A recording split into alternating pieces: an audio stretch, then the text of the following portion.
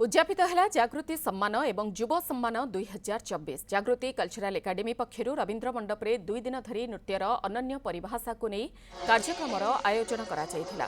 राज्य तथा राज्य बाहर अनेक नृत्यशिल्पी भाग नहीं से नृत्य कला परिवेषण करथिले। ए अवसर में ओडिसी संगीत गीतिकार पद्मश्री डॉक्टर श्यामामणि देवी और विशिष्ट ओडिसी नृत्यशिल्पी डॉक्टर स्नेहाप्रभा सामंतराय को जागृति सम्मान प्रदान करा जायछि।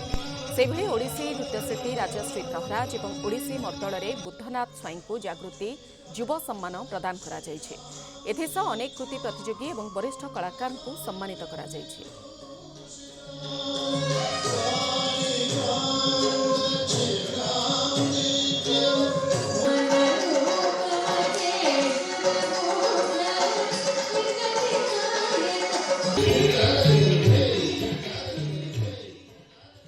प्रथम दिन आम अनुष्ठान जो छात्र छात्री मैंने शिक्षा लाभ कर नृत्य परिवेषण करते।